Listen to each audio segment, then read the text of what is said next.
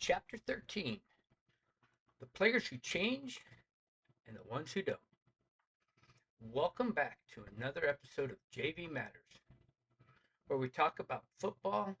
I'm your host, Coach Lowry. I hope you all had an outstanding 4th of July. Today we're going to go ahead and talk about players who have changed and those who don't. So let's get started. Choices, mindset, and growth. That's kind of where it all begins and where it all ends. As coaches, we all remember certain players. Some stand out because of their athletic ability, some because of their leadership, some because they made the game exciting for every night or every Friday night.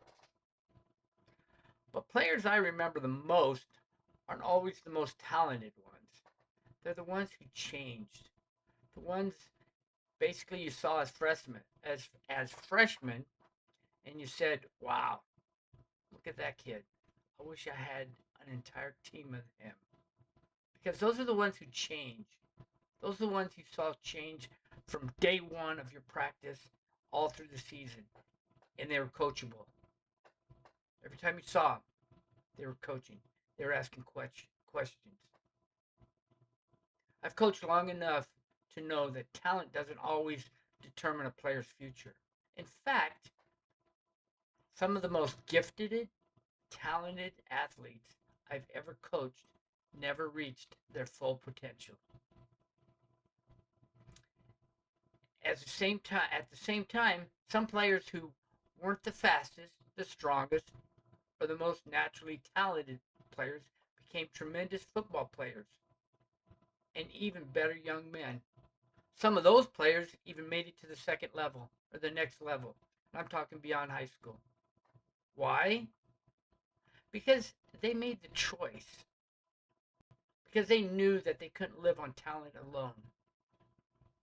Because one of the biggest lessons football has taught me is that coaches can teach technique, they can teach fundamentals, they can build strength, they can improve speed, they can even develop football IQ.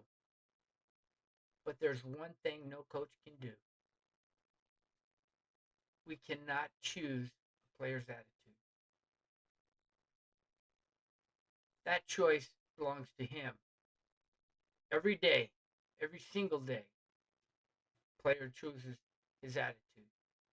Every practice, every workout, every classroom, every conversation, every setback.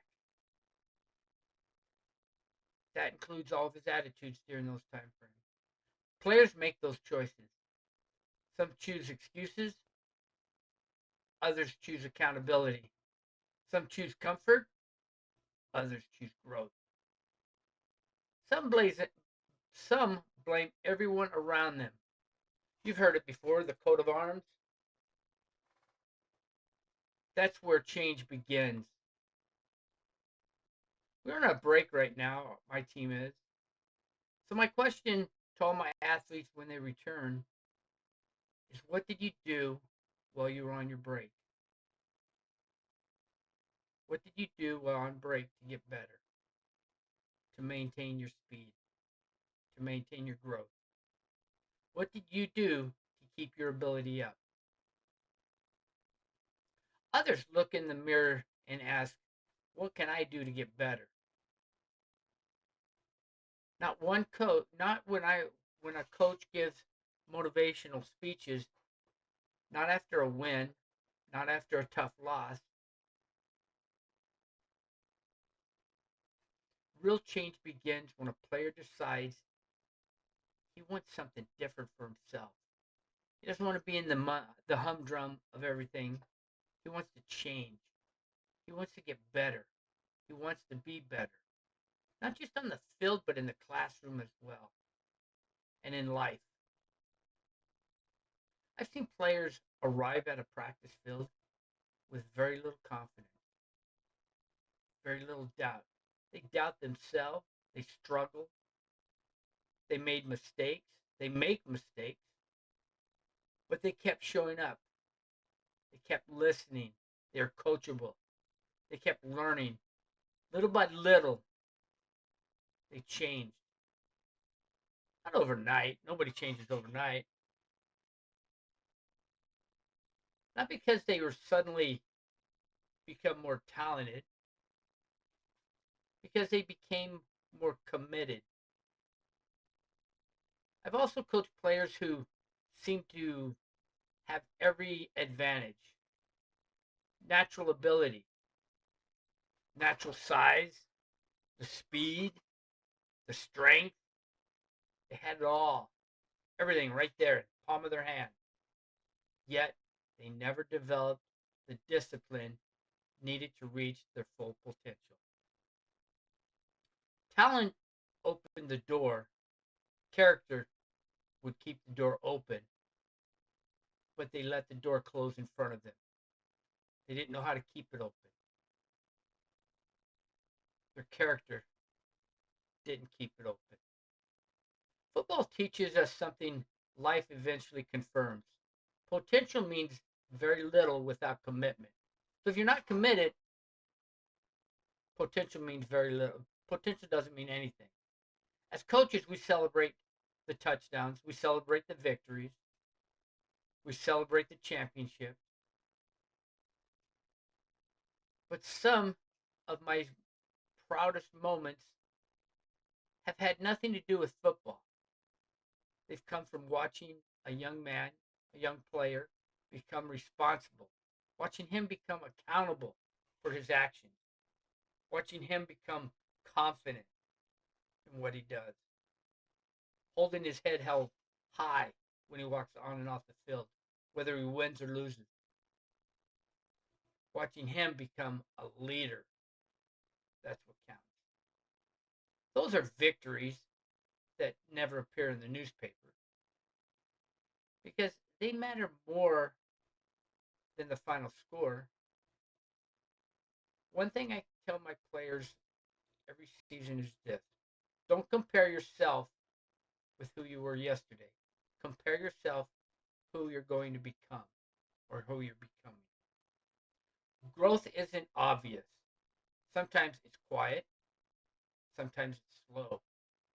Sometimes it's one better decision at a time. Sometimes you don't see it right away, but it's there. But every positive choice moves you one close moves you closer to becoming the person you're capable of becoming. That's true in football, it's true in life, on and off the field, in your classroom, everyday life. At the end of every season, I don't ask myself only how many games we won. I ask myself different questions. How many young men left our program better than when they arrived? Because I know how many games I won or lost. But how many young men did I touch? How do they feel at the end of the season? To me, that's the scoreboard that matters most. Because wins eventually fade, statistics are eventually forgotten. But the habits, characters, and values a young man develops can stay with them the rest of his life. That's why coaching has always been about more than football. It's about helping young players discover the best versions of themselves. Because not every player is going to make it to the next level. Not every player will last through the next level. Some may make it to that next level. They may get to college, but they may not last past that. They may get injured. What are they going to do when they get injured? How are they going to react? The teammates can encourage you. The coaches can open the doors. The parents can support you. But eventually, the players have to walk through it. The players are the ones who make that final decision. And that's what separates the players who change from the ones who don't change. So you have to make that choice. Are you going to change or are you not? So thank you for watching.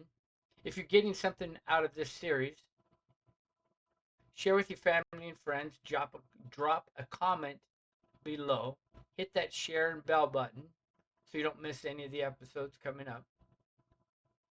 I'll catch you on the next episode of JV Matters, and you all have an outstanding day.